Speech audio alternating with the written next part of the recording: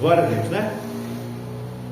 Marcos capítulo 4, versículo 11 e 12. Eu vou ler o 11 de novo e o 12. Pode ficar assim. E ele disse-lhes: a vós vos é dado saber os mistérios do reino de Deus, mas aos que estão de fora, todas essas coisas se dizem por parábolas. Parábolas, como eu já falei, é comparação, né? Ao versículo 12 diz: para que vendo, vejam e não percebam, e ouvindo, ouçam e não entendam, para que não se convertam e lhes sejam perdoados os seus pecados. Quando a gente para ver esse texto aqui, o que é que vem na cabeça da gente? A predestinação. Ah não, Deus separou alguns porque não é possível, né? Ah não, então tá certo. Aqueles que só vão ser salvos, aqueles que Deus separou, porque o texto parece que é isso, mas não é. Está entendendo? Mas não é. A crença de que Deus, antes da criação, determinou o destino de certas pessoas, incluindo a salvação ou a condenação.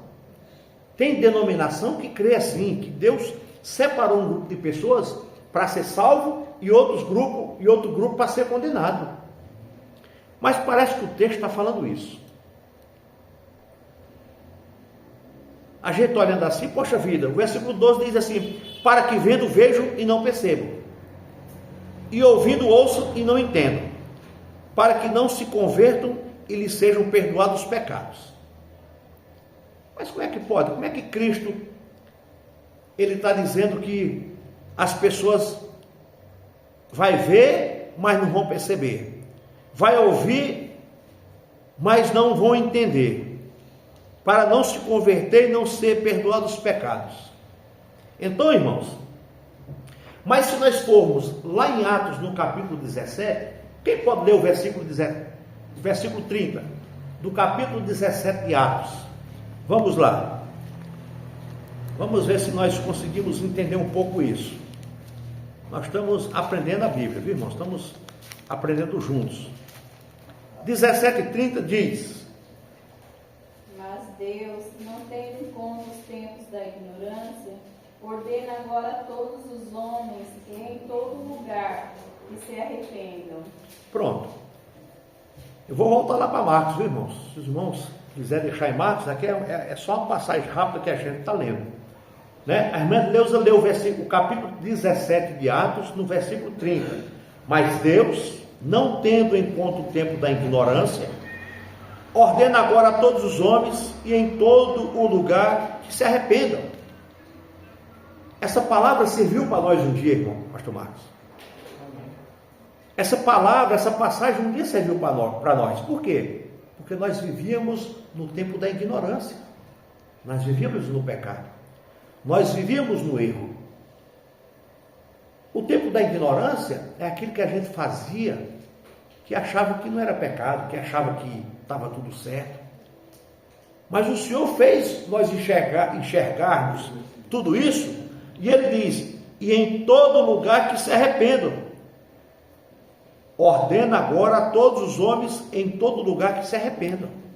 Então, todos os homens e todos os lugares. Isso quer dizer que a salvação, que o arrependimento é para todos. Pode deixar em Marcos, viu, irmã Evone? Pode deixar em Marcos, tá?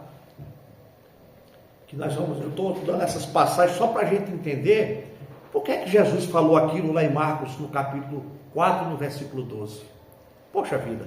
E aqui está falando da história da parábola do semeador, igreja, né? É uma parábola, eu não li o texto todo, porque nós conhecemos a história, nós conhecemos a passagem, né? Foi uma passagem que Jesus estava pregando, falando, e ele falando por essa parábola. E é interessante que quando chega no versículo 11 e o versículo 12, o versículo 11,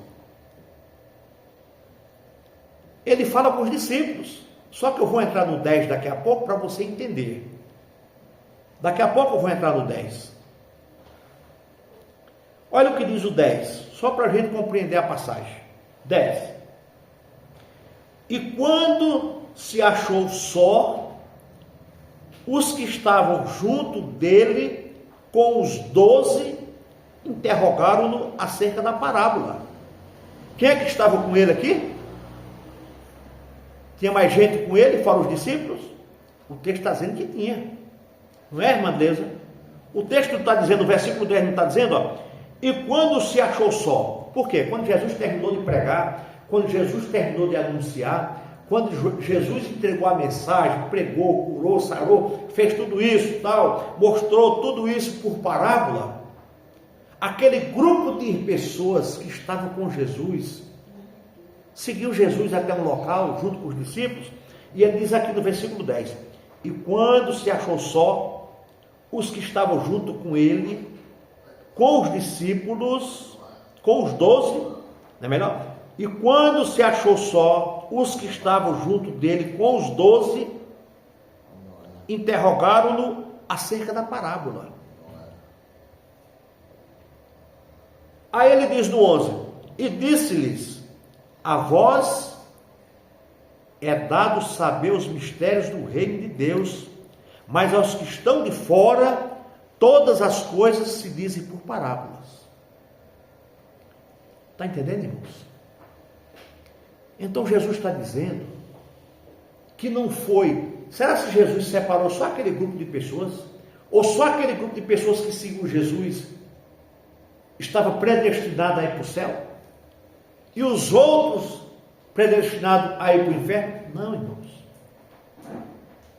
Aqueles que seguem a Cristo, como nós estamos seguindo, como muitos estão seguindo, e você veja que não foi só os 12, e é tão provável que Judas estava no meio dos 12 e acabou se perdendo também, né?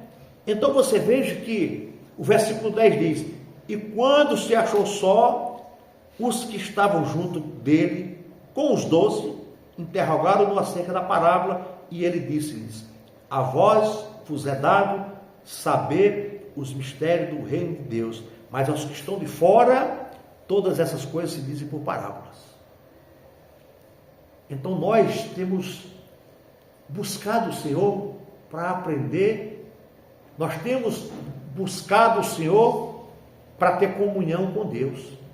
Você veja que Jesus pregou com a multidão, mas por que só alguns foi buscar o Senhor?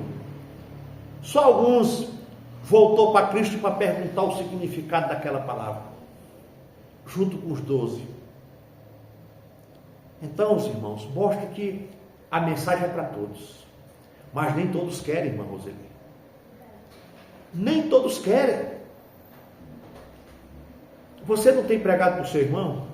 Você não tem falado? O Nelson não tem falado? Eu não tenho falado para os meus? O pastor Marcos não tem falado para os seus? A irmã não tem falado para os seus? Vocês não têm falado para os seus? Vocês? E aí? Será se eles estão condenados à perdição? Não, é porque não querem. Por enquanto não querem, mas ainda dá tempo. Ainda dá tempo. Mas por enquanto estão rejeitando a palavra de Jesus. Como nós também rejeitamos há muito tempo. Nós rejeitamos há muito tempo a mensagem, a palavra. Mas graças a Deus que nós ouvimos, fomos evangelizados por alguém. Alguém nos falou e aquela palavra entrou no nosso coração. Ainda dá tempo. Aqueles que nós estamos orando, nós estamos falando e ainda não estão buscando o Senhor como tem que buscar. Mas ainda dá tempo. E nós estamos orando para que realmente eles venham para Jesus. Porque não é só dizer, eu conheço a Bíblia, eu não faço mal para ninguém, eu sou uma pessoa boazinha. Não, irmãos, o inferno está cheio de gente assim. Ah, mas eu não faço mal, eu sou uma pessoa boa. O inferno está assim. Você sabe que o inferno não tem pecador? Quem sabe disso? O inferno não tem pecador. O inferno está cheio de gente que não se arrependeu. Está entendendo? Moeda agora ficou incógnita. O inferno está cheio de pessoas, irmãos, que não se arrependeram. e automaticamente é um pecador, né? Mas é pessoas que não se arrependeram.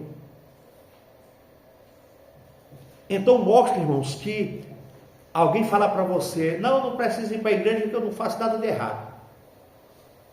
Mas o fato de não fazer nada de errado, existe um ponto nisso. Mas se rendeu a Cristo? Se arrependeu dos pecados? Está vivendo uma vida como a palavra diz? Porque senão, irmãos, nós poderíamos estar na nossa casa. Nós poderíamos estar na nossa casa.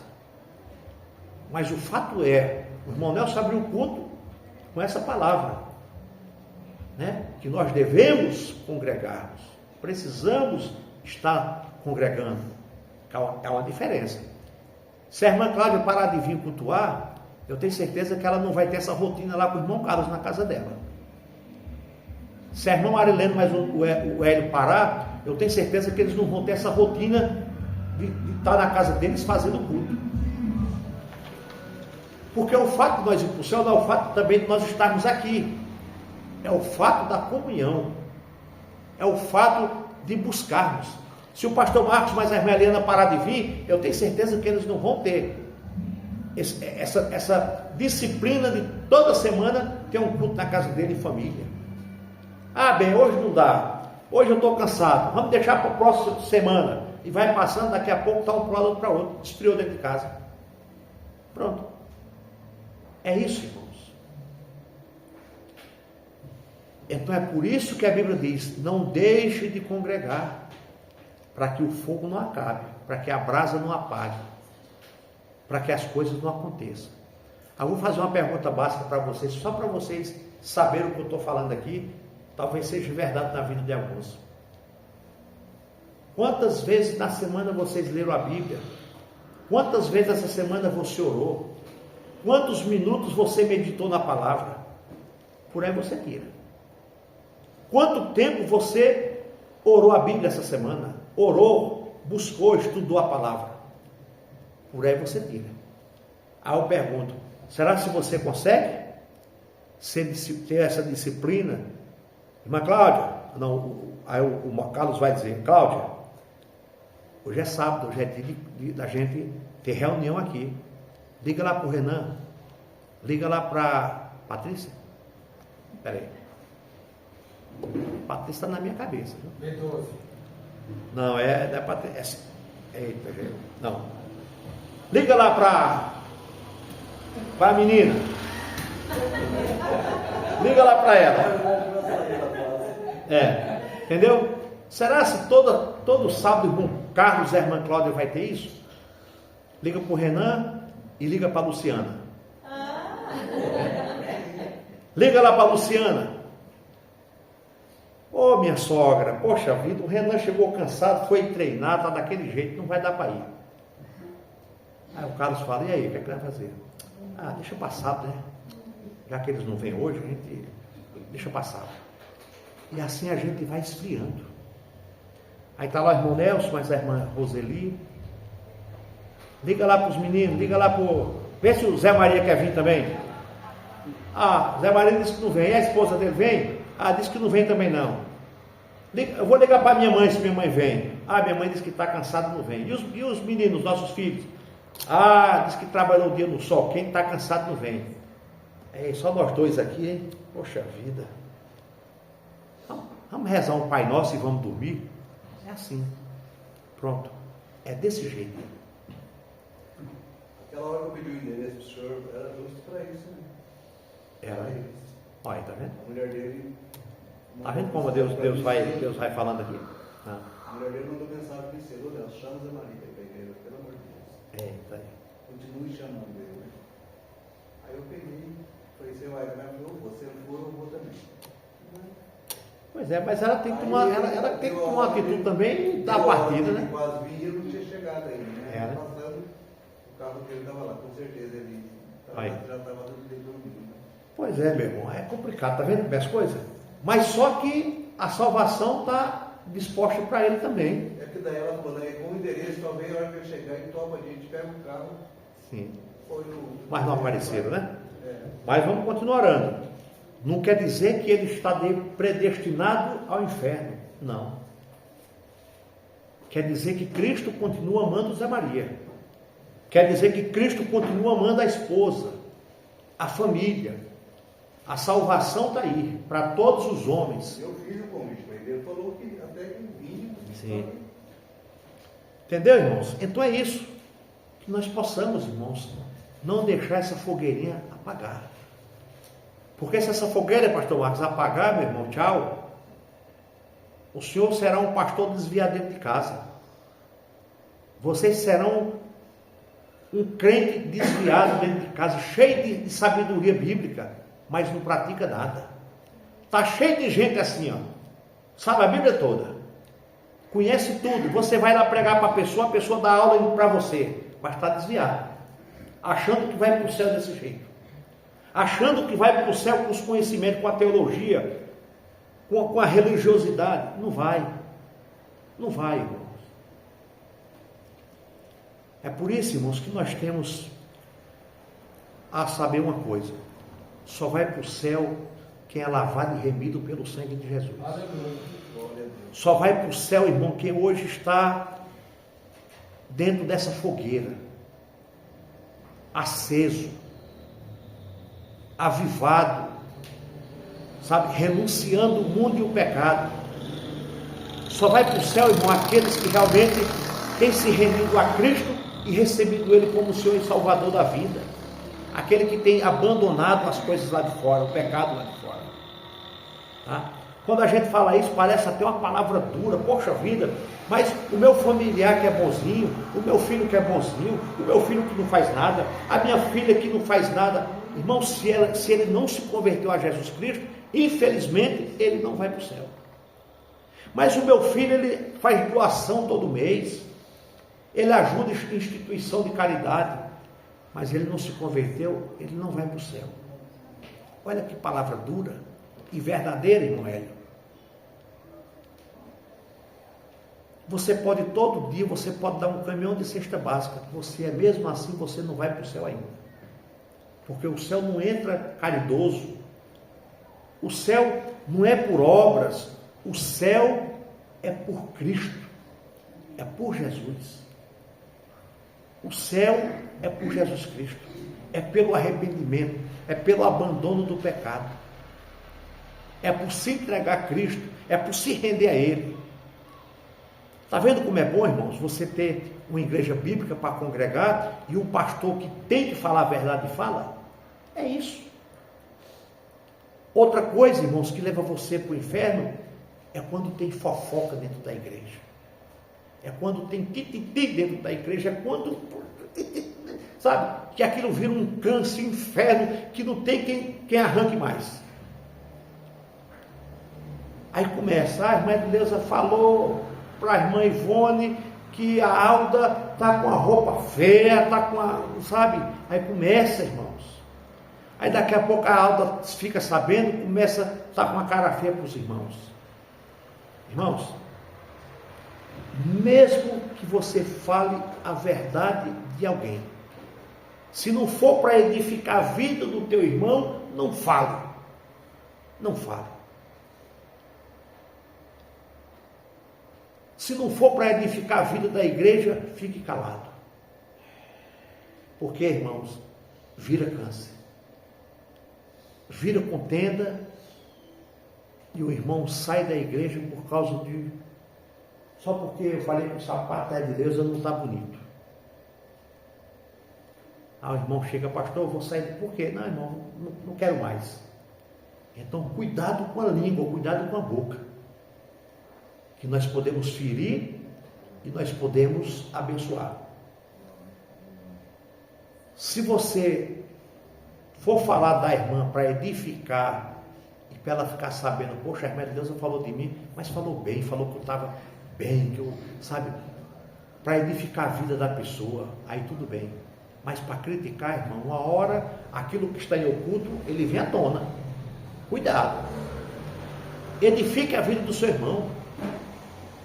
Edifique a vida do irmão. Ou quando você quiser falar alguma coisa, chega, beleza, faz favor. Você está mais assim, pronto. Fale para a pessoa, abençoe a vida da pessoa. E não precisa criticar a pessoa. Elogie a pessoa, abrace, ame. Tá bom, irmã Deus? É assim que nós temos que ser. Já pensou uma igreja com meia dúzia de pessoas virar contenda por causa de fofoca? Meu Deus do céu, aí acabou, né? Já pensou? Os irmãos vêm de Mogi Mirim para escutar fofoca aqui dentro? Os irmãos vêm de Artur Nogueira para escutar fofoca aqui dentro? Não, irmãos, nós estamos aqui para ser bênção na vida das pessoas. Nós estamos aqui para aprender com a palavra, para estudar, para se alimentar, para sair daqui fortalecido com a palavra de Jesus Cristo. Amém? Aqui no verso 10, irmãos, muitos ouviram a pregação de Cristo, mas apenas uns poucos realmente estiveram dispostos a aprender, a seguir e a buscar. Muitos ouviram, mas o texto diz, o versículo 10, que alguns, junto com os apóstolos, foram perguntar a Jesus a respeito da parábola. Aí Jesus disse no 11, e disse-lhe, a vós vos é dado saber o mistério do reino de Deus, mas aos que estão de fora, todas essas coisas se dizem por parábolas. Está vendo, irmãos? Quantas pessoas estão lá fora que não entendem o nosso linguajar? Quantas pessoas estão lá fora que não entendem porque nós estamos aqui agora, essa hora de sábado? Quantas pessoas não querem esse banquete que nós estamos tendo? Quantas pessoas estão rejeitando, irmãos, essa mensagem que o Espírito Santo está nos dando, essa orientação para as nossas vidas? As pessoas estão rejeitando. As pessoas não querem. Infelizmente, muitos não querem essa palavra. Você testemunhou agora, convidou, mas não vem. Não quer essa preciosidade. Talvez amanhã possa ser tarde. Hoje teve um acidente fatal aqui em Cosmópolis, uma senhora. Você vê, um caminhão passou por cima, ali perto da rua da feira, perto para baixo, naquela rua para baixo do enxuto, bem na hora que nós estávamos lá embaixo, que eu estava lá embaixo lá, aconteceu lá quase naquele momento. É uma senhora que andava de cadeira de roda, eu não lembro dela não. O caminhão passou por cima, perdeu a vida. Família, uma hora dessa está daquele jeito. A mulher, só Deus sabe para onde foi. É por isso que eu digo, nós temos que estar preparados. Porque assim como ela foi pega de surpresa, nós também podemos ser pegos de surpresa. Lá no meu trabalho, esse mês que passou agora, eu já falei aqui, um rapaz perdeu a vida, um jovem, uma peça bateu nele, morreu. Está entendendo, irmãos? Isso pode acontecer, irmão Carlos. O senhor está lá, talvez está trabalhando lá, de repente no caminhão, alguma coisa, algo pode acontecer, e aí, irmão? Aquele pneu que pulou na frente do meu carro quando eu estava vindo de Campinas, se aquele pneu vem em direção ao carro, bater na porta que ela estava ali, estourar tudo, e a gente põe em cima do para-brisa e cai dentro do carro. E aí? É uma fatalidade na hora. Aí eu pergunto, nós estamos preparados para ter um encontro com Cristo? Jesus está falando. O Senhor está falando. Irmãos, será se só esses foram predestinados? Não. A salvação é para todos. A salvação é para todos. Quem pode abrir aí em 1 Timóteo? Não precisa nem vocês abrir lá. Um abre aí e lê. Os que tiver mais manejo na Bíblia, pode ir lá, irmão, não tem problema. Eu estou falando que de repente o irmão não tem manejo de ir lá para depois voltar. 1 Timóteo, capítulo 2. Do versículo 1 ao 4. Pode ler, quem achou aí, 1 Timóteo. Até pois, antes de tudo, que se façam súplicas, orações, intercessões e ações de graça por todos os homens, pelos reis e por todos os que estão em iminência, para que tenhamos uma vida quieta e sossegada em toda piedade e honestidade. Pode ler. Até o 4. Até o 4. Porque isto é bom e agradável diante de Deus, nosso Salvador, quer que todos os homens se salvem e venham ao conhecimento da verdade. Olha, está vendo o que é que Paulo está dizendo para Timóteo aqui? Ele está dizendo que quer que todos os homens sejam salvos e venham o conhecimento da verdade. Então, pastor Marcos, não é para alguns, é para todos. Mas todos querem? Todos vão? Não. Por quê? É porque é só para um grupo? Não, é para todos. Mas eles não querem. As pessoas não querem.